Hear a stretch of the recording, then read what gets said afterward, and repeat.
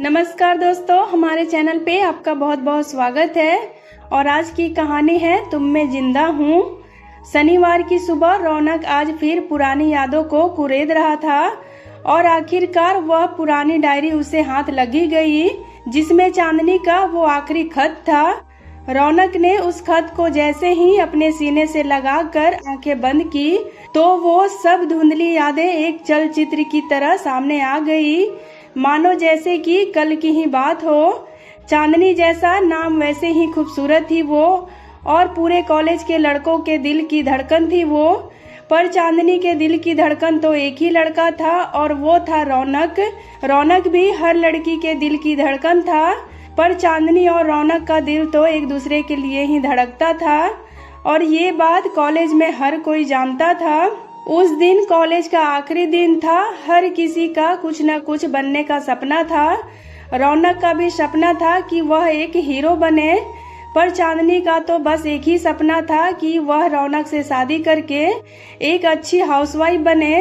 एक दिन चांदनी अपने परिवार के साथ किसी रिश्तेदार की शादी में शहर से बाहर जा रही थी, इसलिए वह उस दिन रौनक से मिलने आई थी। और रौनक से मिलने के बाद रौनक को बोली, तुम फिक्र मत करो, मैं जल्दी ही आ जाऊंगी। Okay bye, miss you so much. Raunak भी चांदनी को मिस यू टू कहता है और फिर इतना कहकर दोनों अलग अलग रास्तों पर निकल पड़ते हैं। उन दिनों मोबाइल वगैरह नहीं होते थे, सिर्फ लैंडलाइन से बात होती थी। पर जहां चांदनी जा रही थी वहां लैंडलाइन भी नहीं थी। चांदनी के लिए वो 5-6 दिन पहाड़ की तरह गुजरे थे और 6 दिन बाद चांदनी वापस अपने शहर लौटते ही सबसे पहले रौनक से मिलने के लिए निकल पड़ी, वहीं जहां वे अंतिम बार मिले थे। और वे हमेशा वहीं मिलते थे। बहुत इंतजार करने पर जब रौनक नहीं आया तो चांदनी बहुत उदास हो गई। तभी रौनक का एक दोस्त वहां आया। उसने चांदनी को बताया कि रौनक को एक फिल्म के ऑडिशन के लिए मुंबई बुलाया गया है। चांदनी ये बात सुनकर बहुत खुश हो गई और वह मन ही मन सोचने लगी कि आखिर उसका और रौनक का सपना सच होने जा रहा है। फिर दिन से सप्ताह और सप्ताह से महीने बीत गए, पर रौनक की कोई खोज खबर नहीं आई। अब तो रौनक की फिल्म भी रिलीज हो चुकी थी और वो फिल्म भी काफी हिट हुई। अब रौनक को सब रौनक सिंह के नाम से जानने लगे थे और अब चांदनी के लिए इंतजार करना मुश्किल हो गया था। इसलिए उसने फैसला किया कि अब वह रौनक से मिलने मुंबई जाएगी। चांदनी के परिवार वालों ने उसे बहुत समझाया कि अब तो रौनक तुम्हें भूल भी गया होगा और वो तुम्हें पहचानेगा भी नहीं, इसलिए तुम्हें वहां नहीं जाना चाहिए। पर चांदनी कहाँ मानने वाली थी। उसे अपने प्यार पर पूरा विश्वास था और उसे यकीन था कि रौनक उसे कभी भूल ही नहीं सकता है। चांदनी तो रौनक के दिल की धड़कन है और वह उसके दिल में धड़कती है। इसी विश्वास के साथ चांदनी रौनक से मिलने मुंबई पहुंच जाती है। काफी महीने गुजर गए थे रौनक से मिले हुए, और ऐसा रौनक से मिलने के बाद पहली बार हुआ था। बहुत सारे सवाल थे चांदनी के मन में। पता नहीं अब रौनक मुझे पहचानेगा या नहीं, मुझे याद करता भी होगा या नहीं। बस चांदनी ऐसे ही सवालों में उलझी थी। तभी ऑटो वाले ने कहा, मैम साहब आपकी मंजिल आ गई। चांदनी ने ऑटो वाले को धन्यवाद किया और उससे पैसे देकर वह रौनक के बंगले की तरफ बढ़ गई। वहां बहुत लोगों की भीड़ लगी थी। वे सब रौनक के फैंस थे। चांदनी का रौनक से मिलना मुश्किल लग रहा था और वह किसी तरह भीड़ को पार करके गेट तक पहुंची।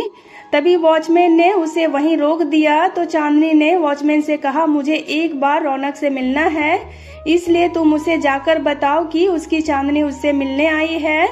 तो वॉचमैन ने झुंझलाकर कहा, क्यों परेशान कर रही हो, चलो जाओ यहाँ से। तुम जैसी कई चांदनी यहाँ आती जाती रहती हैं। सभी को साहब से मिलना होता है और अब हर किसी से तो साहब मिलेंगे नहीं, इसलिए तुम जाओ यहाँ से। तो चांदनी कहती है, पर मैं हर कोई नहीं हूँ, तुम एक बार मुझे रौनक से मिलने दो तो सब पता चल जाएगा। तभी रौनक की बड़ी सी गाड़ी बंगले की तरफ आती है और सब भीड़ उसके पीछे पीछे दौड़ती है, पर चांदनी वहीं बंगले के गेट के पास खड़ी खड़ी हाथों से इशारा करती है। रौनक उसे देखकर भी अनदेखा कर देता है और बंगले के अंदर जाकर गाड़ी से नीचे उतरकर रौनक भीड़ की तरफ हाथ उठाकर हवा में हिलाता है। तभी उसकी नजर चांदनी पर पड़ जाती है। चांदनी की आंखें खुशी से झूम जाती है और मानो रौनक से यह कह रही हो कि मैं तुम्हारी चांदनी। पर रौनक चांदनी को अनदेखा कर अंदर चला जाता है और रौनक के बदले व्यवहार को देख चांदनी को बहुत दुख होता है।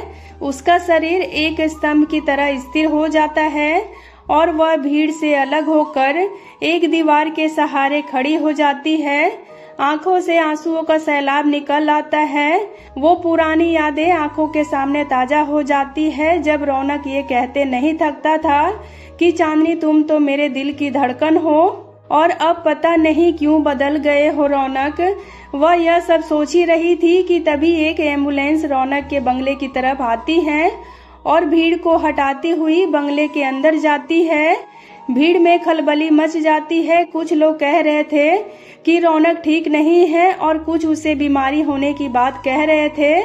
एम्बुलेंस को वापस जाते देख चांदनी एकदम से घबरा जाती है और वह सीधा वॉचमैन के पास जाकर पूछती है, इस एम्बुलेंस में कौन गया है, किसे क्या हुआ है, सब ठीक है ना? और रौनक तो ठीक है ना? वॉचमैन सर झुकाए खड़ा था और उसकी आंखों में नमी थी। चांदनी रोते हुए वॉचमैन से पूछती है, तुम जवाब क्यों नहीं दे रहे हो?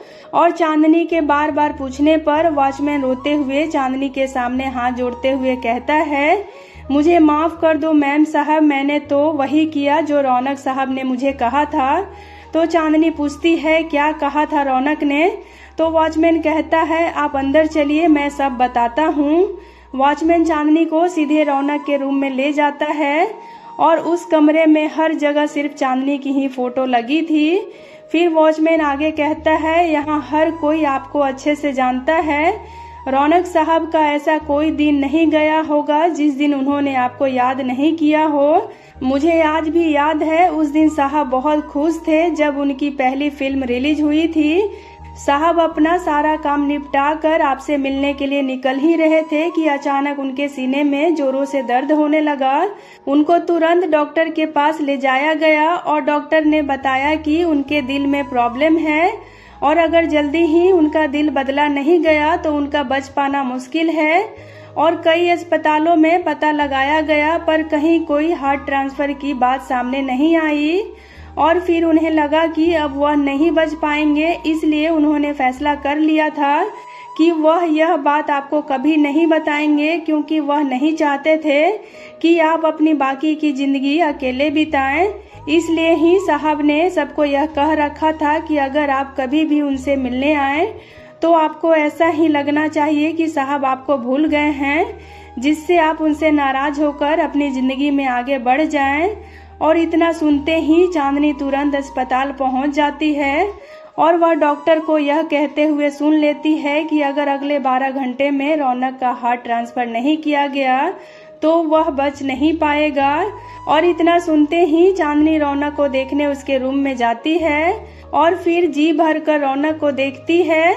उसकी आंखों से आंसू निकलना बंद ही नहीं हो रहे थे और फिर कुछ देर बाद चांदनी अस्पताल की छत से कूद जाती है और उसके हाथ में वो आखिरी खत था जिसमें लिखा था, डियर रौनक, तुमने ऐसा सोचा भी कैसे कि चांदनी तुम्हारे बिना जी सकती है? मेरी मौत तो उसी दिन हो गई थी जिस दिन तुमने ऐसा सोचा था और अब तो बस अर्थी उठनी बाकी है, किंतु मैं मरकर भी तुम में जिंदा रहना चाहती हूँ। इसलिए मैं चाहती हूँ कि मेरा दिल तुम्हें दे दिया जाए, जिससे मैं मरकर भी तुम में जिंदा रहूं। तुम्हारी चांदनी। और इस पत्र को सीने से लगाते ही सारी पुरानी यादें ताजा हो गई। रौनक की आंखें चांदनी को याद करके नम हो जाती है। तभी उसकी आंखों के सामने चांदनी की छवि नजर आती है और ऐसा लग रहा था कि चांदनी उससे कह रही हो कि क्यों रो रहे हो, मैं तो तुम्हारे दिल में जिंदा हूँ। तो दोस्तों, उम्मीद करती हूँ आपको आज की ये कहानी काफ़ी पसंद आई होगी। तो अगर आपको ये कहानी पसंद आए तो हमारे वीडियो को एक लाइक ज़रूर करें और अगर अभी तक आपने हमारे चैनल को सब्सक्राइब नहीं किया है तो इसे सब्सक्राइब करके बेल आइकन को प्रेस कर दें ताकि मेरी आने वाली वीडियोज़ की नोटिफिकेशन आपको मिलती रहे। और हो सके तो इसे अपने फैमिली और फ्रेंड्स के साथ शेयर भी करें। और आपको ये कहानी कैसी लगी मुझे कमेंट करके ज़रूर बताएं। वीडियो में अंत तक बने रहने के लिए आपका बहुत बहुत धन्यवाद।